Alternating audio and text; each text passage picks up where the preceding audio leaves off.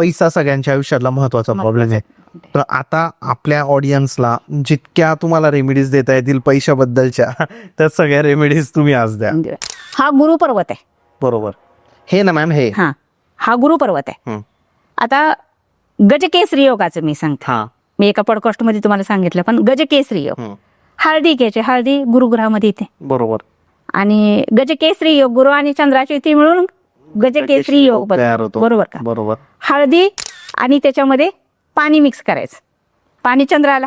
Okay. बरोबर. बरोबर. हळद आणि पाणी थोडस इथं घेऊन असं गुरुपर्वताला थोडं रगडायचं आहे असं. केव्हा रगडायचं? केव्हा? सकाळी. रोज. कधी तुम्ही रगडू शकता. बरोबर. रगडायचं दररोज. पैशाचा फ्लो आपोआप चालू होणार. हा गजकेसरी योग बनतोय. हा राजयोग बनला, हा गजकेसरी योग बनला. ह्या पैशाच्याच झालं एकदम. हे पण कारण गजकेसरी योग आणि राजयोग म्हणजे सेम झालं, हे पैशाच झालं. पण रेमेडी वेगळी आली.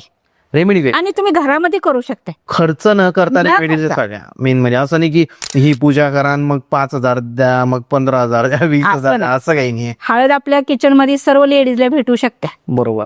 जे देवपूजा करतात त्यांना देवघरात सुद्धा हळद भेटू शकते. आणि पाणी आपण देवपूजेला घेतोच. बरोबर आहे. आपण मात्याला तिलक लावतो, त्याच पद्धतीने थोडंस इतर रगडायचं आहे. अतिशय पॉवरफुल रेमेडी ही सुद्धा. बरोबर आहे. पूर्ण व्हिडिओ बघण्यासाठी YouTube वर जाऊन बँटर विथ चेतन सर्च करा.